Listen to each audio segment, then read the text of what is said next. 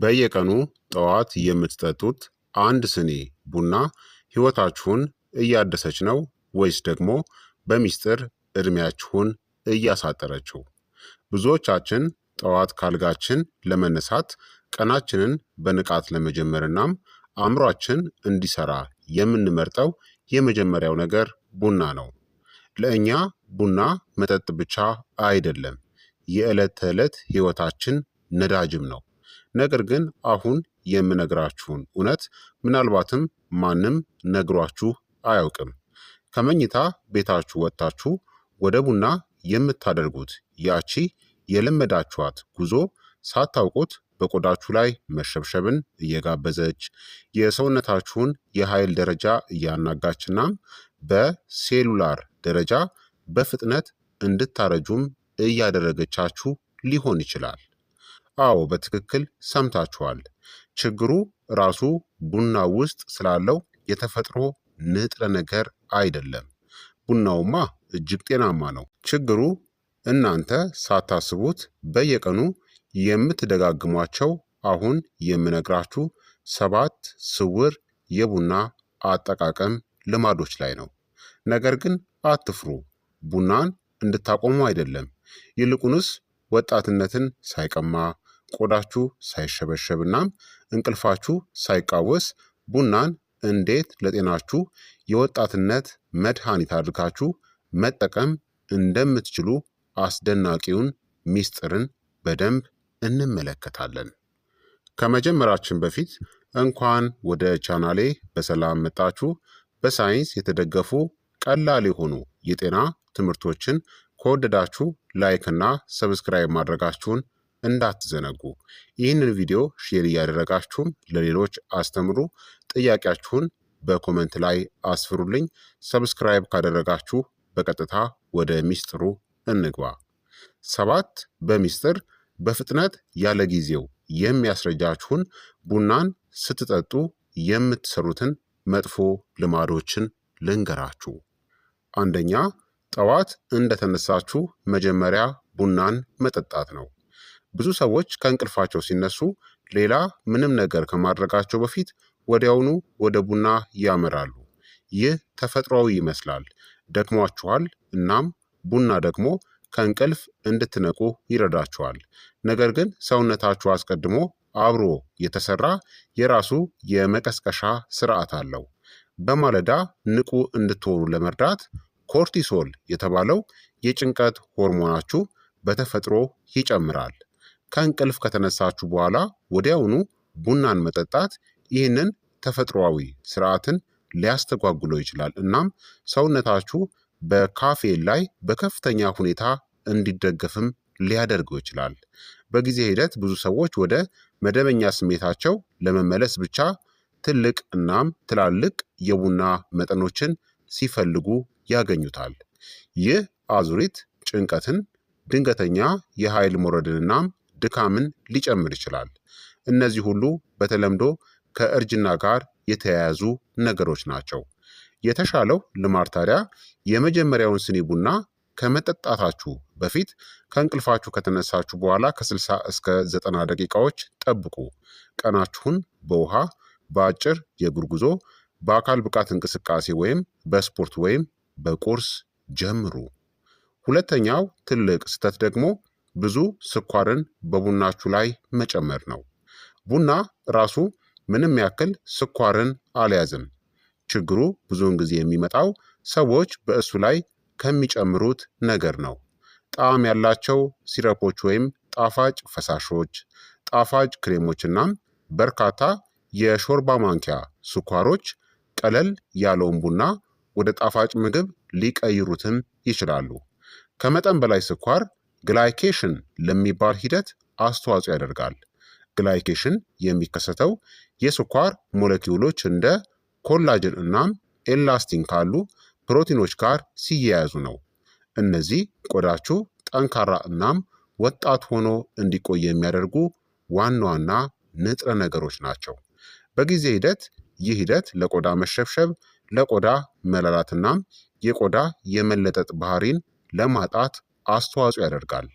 የተሻለው ልማድ ታዲያ የምትጨምሩትን ስኳር ቀስ በቀስ ቀንሱ። ካስፈለገ ቀረፋ፣ የኮኮዋ ዱቄት ወይም አነስተኛ መጠን ያለው የተፈጥሮ ማጣፈጫን በልኩ ተጠቀሙ።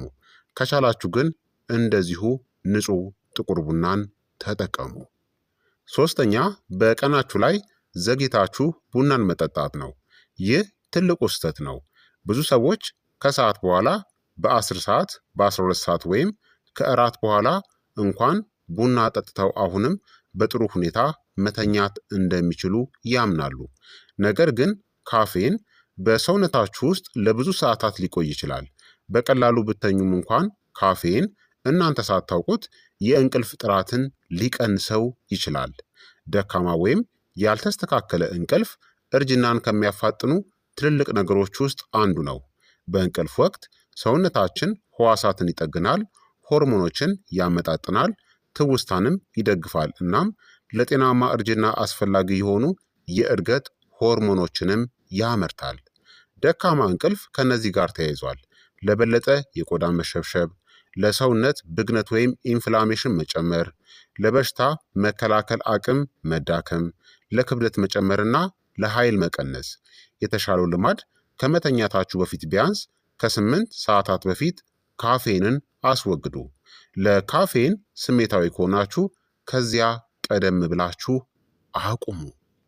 አራተኛ በውሃ ምትክ ቡናን መጠቀም ነው።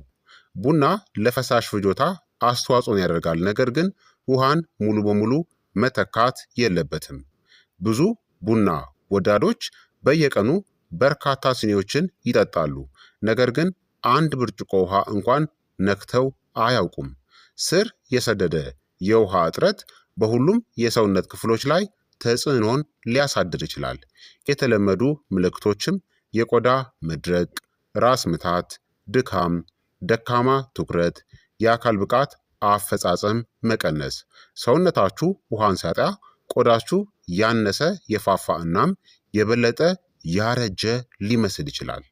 የተሻለው ልማድ ከእያንዳንዱ ስኒ ቡና በፊት 1 ብርጭቆ ውሃን ጠጡ። ይህ ቀላል ዘዴ ቀኑን ሙሉ የሰውነታችሁን የውሃ መጠን ለመጠበቅም ይረዳል። አምስተኛ ከመጠን በላይ የሆነ የቡና መጠንን መጠጣት ነው። ብዙ ማለት ሁልጊዜ የተሻለ ማለት አይደለም። መካከለኛ የቡና ፍጆታ ከጤናማ የአኗኗር ዘይቤ ጋር ሊስማማ ቢችልም በየቀኑ ከፍተኛ መጠን ያለው ካፌን መውሰድ ችግሮችን ሊፈጥር ይችላል። ከመጠን በላይ የሆነ ካፌን ጭንቀት፣ መረበሽ፣ የልብ ምት መጨመር፣ የጭንቀት ሆርሞን ምርትና የእንቅልፍ መቆራረጥን ሊያባብስ ይችላል። ስር የሰደደ ጭንቀት ለባዮሎጂያዊ እርጅና ዋነኛ አንዱ መንስኤ ነው። ሰውነታችሁ ቀኑን ሙሉ በመዋጋት ወይም መሸሽ ሁኔታ ውስጥ እንዲቆይ ተደርጎ አልተሰራም። የተሻለው ልማድ አብዛኛዎቹ ጤናማ ጎልማሶች በመካከለኛ የቡና አጠቃቀም ጥሩ ውጤትን ያገኛሉ። ሰውነታችሁ እንዴት ምላሽን እንደሚሰጥ ትኩረትን ስጡ። ቡና የሚያስደነግጣችሁ፣ የሚያስጨንቃችሁ ወይም መተኛት የማትችሉ የሚያደርጋችሁ ከሆነ የምትጠጡትን መጠን የምትቀንሱበት ጊዜ ሊሆን ይችላል። ስድስተኛ ቁርስ ከመብላት ይልቅ ቡናን መጠጣት ነው። ብዙ ሰዎች ቁርስን ይዘላሉ እናም ሙሉ በሙሉ በቡና ላይ ይተማመናሉ። ይህ ምቹ ይመስላል፣ ነገር ግን ቡና ብቻውን ሰውነታችሁ የሚፈልገውን ፕሮቲን፣ ጤናማ ስብ፣ ቫይታሚኖችና ማዕድናቶችን አይሰጥም። ያለ ትክክለኛ የተመጣጠነ ምግብ የደም ስኳር ያልተረጋጋ ሊሆን ይችላል። ይህም በኋላ ላይ ለድንገተኛ የኃይል መውረድናም ለምግብ ፍላጎት መነሳሳት ያመራል። በወራትናም በዓመታት ውስጥ ደካማ የምግብ አመጋገብ ልማዶች ለተፋጠነ እርጅና እናም ለጡንቻ ብዛት መቀነስ አስተዋጽኦን ያደርጋሉ። ይህ በተለይ ከ40 ዓመት ዕድሜ በኋላ ጡንቻን ጠብቆ ማቆየት ለጤናማ እርጅና ወሳኝ በሚሆንበት ጊዜ እጅግ አስፈላጊ ይሆናል። የተሻለው ልማድ ቡናን ከተመጣጣኝ ቁርስ ጋር አጣምሩ። ለምሳሌ እንቁላል፣ እርጎ፣ ኦትሜል፣ ለውዝ፣ ፍራፍሬዎችና ሰውነታችሁ ማነቃቂያ ብቻ ሳይሆን ነዳጅ ወይም ምግብም ያስፈልገዋል። ሰባተኛ ስር የሰደደ ከፍተኛ ድካምን ለማሸነፍ በቡና ላይ መደገፍ ነው። ቡና ድካምን በጊዜያዊነት ሊደብቅ ይችላል፣ ነገር ግን መንስኤውን ግን ሊያስተካክል አይችልም። ብዙ ሰዎች እንደ ደካማ እንቅልፍ፣ ስር የሰደደ ጭንቀት፣ የአካል ብቃት እንቅስቃሴ እጥረት፣ ደካማ የሆነ የአመጋገብ ስርዓት፣ መዛል ወይም የአእምሮ ጫና ያሉ ዋና ዋና ችግሮችን ችላ በማለት ካፌን እንደ መፍትሄ ይጠቀማሉ። አደጋው ካፌን እውነተኛው ችግር እየባሰ ሲሄድ ጥሩ ስሜት እንዲሰማችሁ ስለሚያደርግ ነው። ታዲያ የተሻለው ልማድ ሁልጊዜ የሚደክማችሁ ከሆነ ለምን እንደሆነ ምርመራን ማድረግ፣ እንቅልፋችሁን፣ የጭንቀት ደረጃችሁን፣ የአካል ብቃት እንቅስቃሴንና አጠቃላይ ጤናችሁን ደግሞ ተመልከቱ። ቡና ጤናማ የአኗኗር ዘይቤን መደገፍ አለበት እንጂ አንዱን መተካት የለበትም ማለት ነው። ስለዚህ እነዚህን 7 አደገኛ የቡና ልማዶችን አስወግዱ። ቡና ራሱ ጠላት አይደለም። እንዲያውም ቡና ህዋሳትን ከኦክሲዲቲቭ ስትረስ ለመጠበቅ የሚረዱ በርካታ አንቲኦክሲዳንቶችን ይዟል። ዋናው ነገር መካከለኛ መጠን መጠቀምና ብልህ የሆነ የጊዜ አጠቃቀም ነው። በጣም ጤናማ የሆኑ የቡና ጠጪዎች ይህንን ያደርጋሉ። ቡናን በቀኑ ቀደም ብሎ ይጠጣሉ፣ የሚጨመር ስኳርን ይገድባሉ፣ የሰውነታቸውን የውሃ መጠን ይጠብቃሉ፣ ጥራት ያለው እንቅልፍን ያገኛሉ፣ የተመጣጠነ ምግብን ይመግባሉ። ቡናን እንደ መጠቀሚያ መሳሪያ እንጂ እንደ ምርኩዝ አይጠቀሙበትም። በጥበብ ጥቅም ላይ ሲውል ቡና የጤናማ እርጅና የአኗኗር ዘይቤ አካል ነው።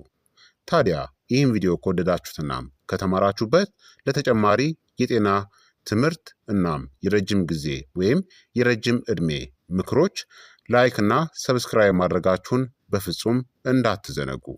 ሼር ማድረጋችሁም እንዳይቀር ወይም ደግሞ እንዳትረሱት። ስለተመለከታችሁኝ እጅግ አመሰግናለሁኝ።